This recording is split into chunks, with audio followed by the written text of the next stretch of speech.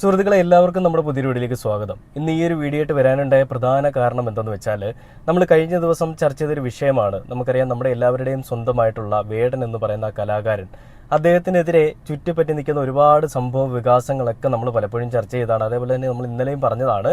അതായത് ഒരു യുവ ഡോക്ടർ ആ ഡോക്ടറിനെ പീഡിപ്പിച്ചു എന്നുള്ളൊരു പേരിൽ അത് 2-3 വർഷം എടുത്തു കേട്ടോ ഈ ഡോക്ടറിന് പീഡനമായിരുന്നു എന്ന് മനസ്സിലാവാനായിട്ട്. അതിനുശേഷം ഈ ഡോക്ടർ ഒരു പരാതിയുമായിട്ട് പോവുകയും നമ്മുടെ പോലീസ് സേമാന്മാർ ഈ വേടനെ പിന്തുടർന്നുകൊണ്ട് വേടനെ അറസ്റ്റ് ചെയ്യുക എന്നുള്ള രീതിയിലേക്ക് നീങ്ങിയതായിട്ട് നമ്മൾ കണ്ടതാണ്. വേടൻ ഹൈക്കോടതിയിൽ ജാമ്യാപേക്ഷയുമായി പോയി, അത് കോടതി അപ്രൂവ് ചെയ്തു. വേടന് ജാമ്യാപേക്ഷ കിട്ടുകയും ചെയ്തു, ജാമ്യം കിട്ടുകയും ചെയ്തു.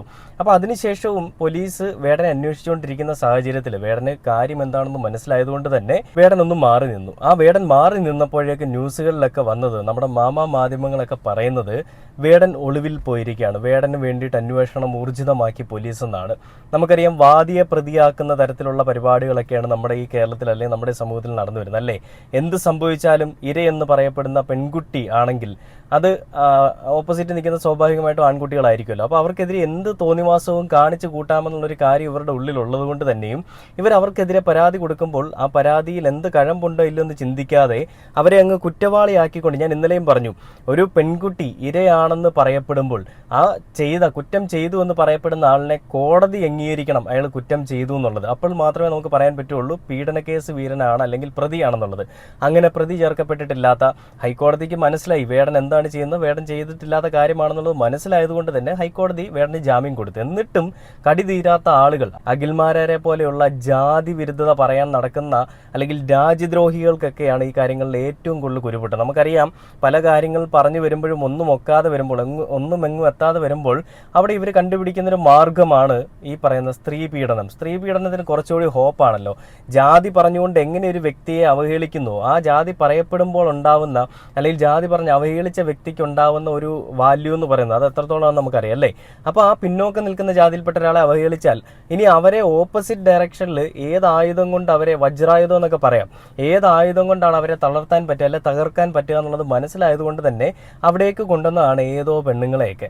അപ്പോൾ ഇവളുമാരൊക്കെ വേടൻ കൂടെ കിടന്നിരുന്നു, വേടൻ 3 ദിവസം റൂമിൽ ഫ്ലാറ്റിലുണ്ടായിരുന്നു, വേടൻ ചുംബിച്ചു എന്നൊക്കെ പറയുമ്പോഴും ഈ വേടൻ എന്തിനു വേണ്ടിയാണ് ചുംബിച്ചത് അല്ലെങ്കിൽ വേടൻ എന്താണ് ചെയ്തതെന്നൊന്നും അറിയില്ല എന്ന് പറയുമ്പോൾ ഈ കേരളത്തിലെ ജനങ്ങൾ ഞങ്ങളെല്ലാവരും ചോറാണ് ഡോക്ടറെ തിന്നുന്നത്.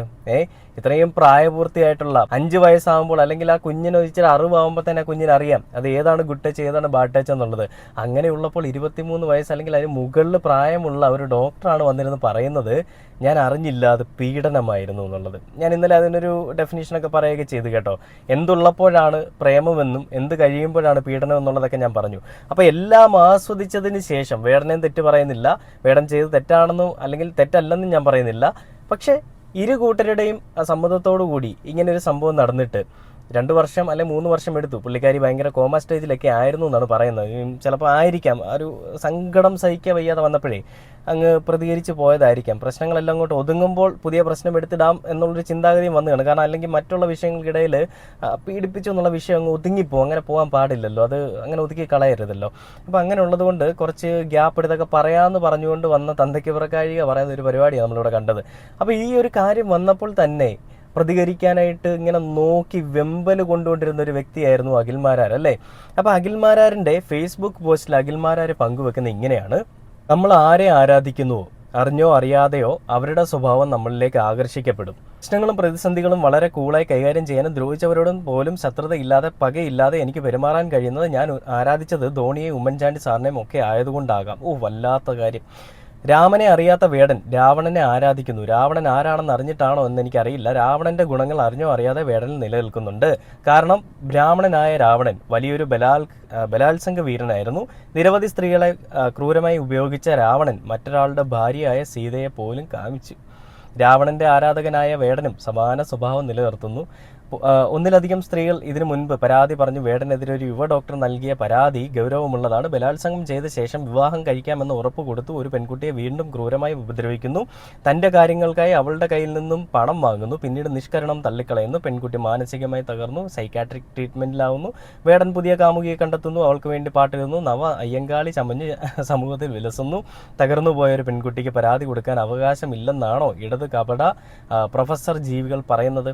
മുൻപ് പെൺകുട്ടികൾ പരാതി പറഞ്ഞപ്പോൾ വേടൻ മാപ്പ് പറഞ്ഞ് മുങ്ങി. പീഡിപ്പിച്ചാൽ മാപ്പ് പറഞ്ഞാൽ മതിയെന്ന രീതിയിൽ സ്ത്രീ സംരക്ഷണ അപ്പോൽസല പാർവതി തിരുവോത്ത് അന്നൊരു ലൈക്ക് കൊടുത്ത് പിന്തുണ നൽകി.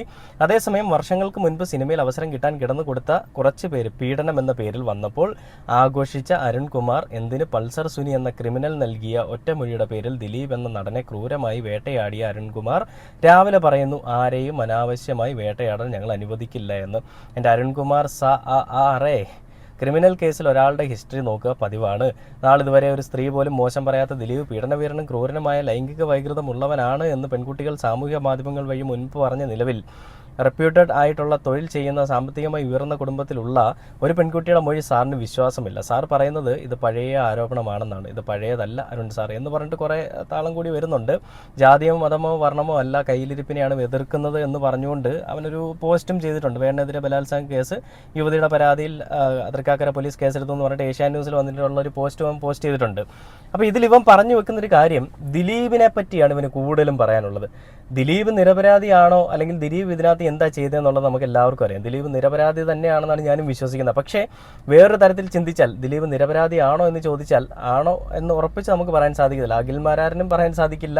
പറച്ചിൽ കിടത്തുന്ന അഖിൽമാരാർ ചിലപ്പോൾ ആ കാറിലുണ്ടായിരുന്നു എന്നുള്ളതാണ് നമുക്ക് അഖിൽമാരാരുടെ ഈ സംസാര രീതി കാണുമ്പോൾ മനസ്സിലാവുന്നത്. അപ്പോൾ ദിലീപ് നിരപരാധിയാണോ എന്ന് ചോദിച്ചാൽ അതെന്തായാലും വരുന്ന വഴികളിൽ കൂടെ നമുക്കറിയാം. ഇനി വേടനെ പറ്റി തന്നെ പറയണം, അതിന് ദിലീപിനെ ഊന്നി പറയുകയാണെന്നുണ്ടെങ്കിൽ അഖിൽമാരാരെ തന്തയ്ക്ക് പിറക്കഴിയുക പറയുന്നതിന് ഒരു മര്യാദയൊക്കെ ഉണ്ട്, അല്ലെ ഒരു പരിധിയൊക്കെ ഉണ്ട്. നീ ഈ അരുൺകുമാറിനെയും ഈ വേടനെയൊക്കെ കൂട്ടിച്ചേർത്ത് വായിക്കുമ്പോഴേ അതിൽ എന്താണ് സംഭവിച്ചതെന്നുള്ളത് മനസ്സിലാക്കാനായിട്ട് ഇത്രയും വിവരമുള്ള നിനക്ക് സാധിക്കുന്നില്ലേ?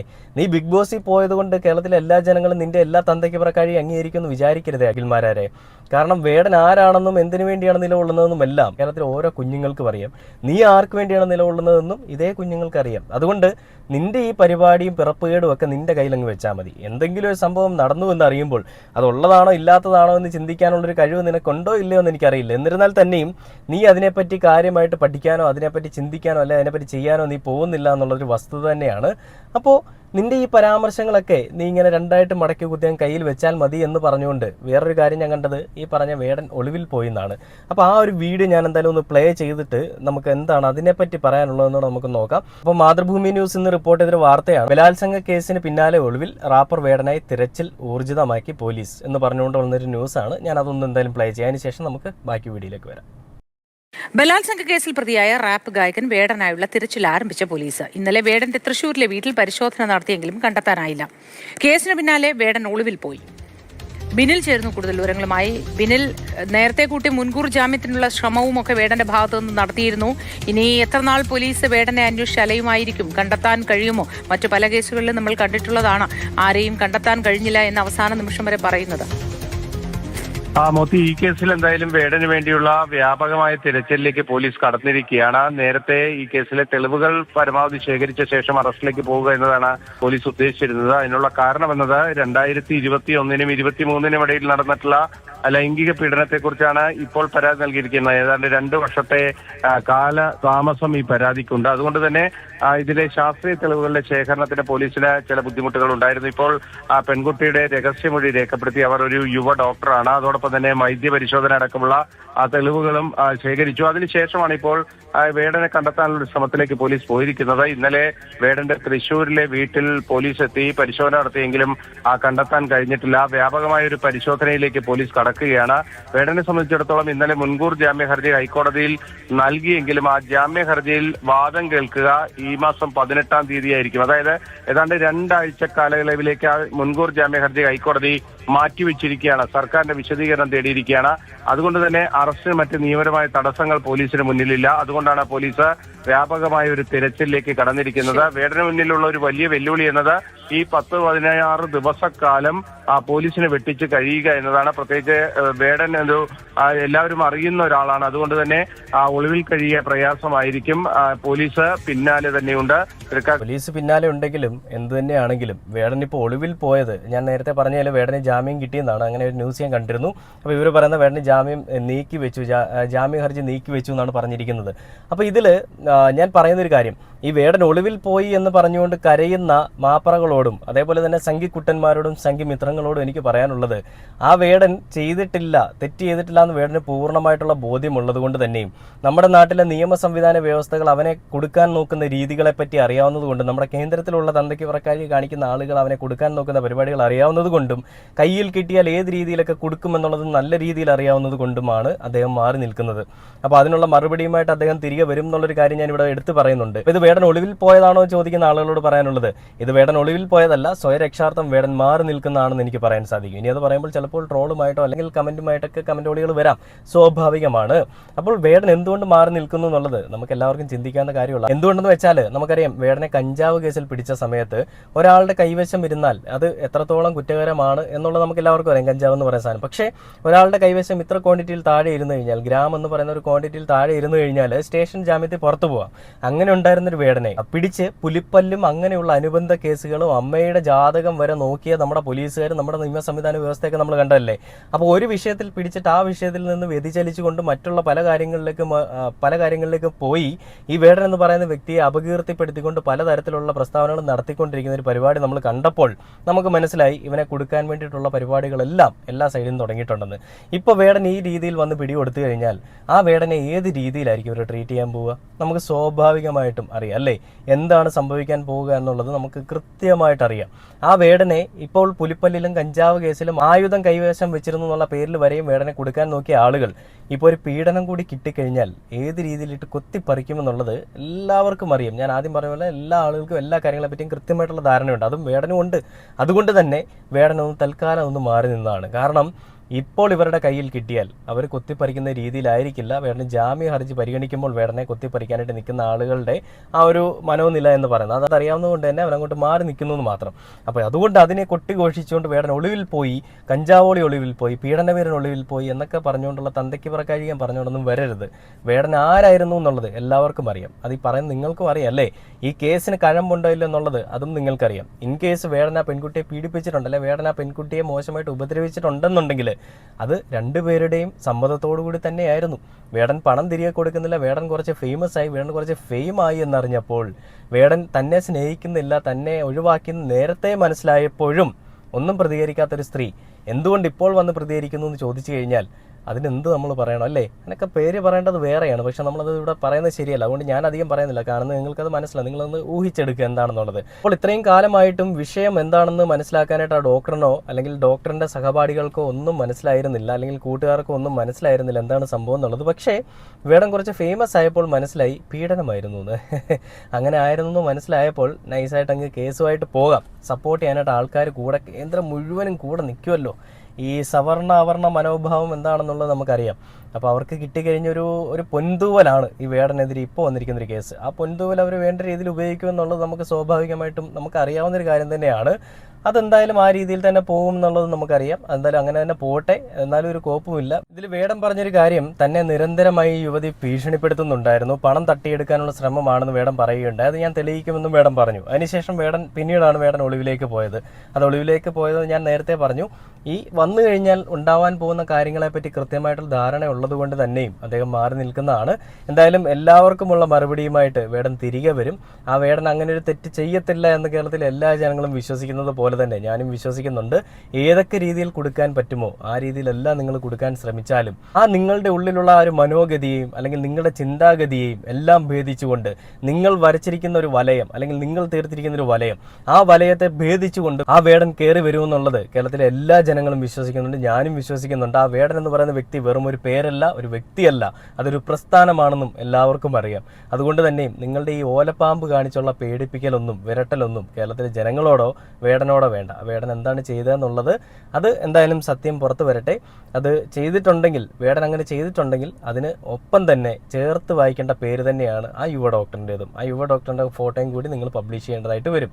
കാരണം രണ്ടുപേരുടെയും താല്പര്യാർത്ഥം അല്ലെങ്കിൽ രണ്ടുപേരുടെ ഇഷ്ടപ്രകാരം ചെയ്തൊരു കാര്യം എങ്ങനെയാണ് പീഡനമാവുന്നത്?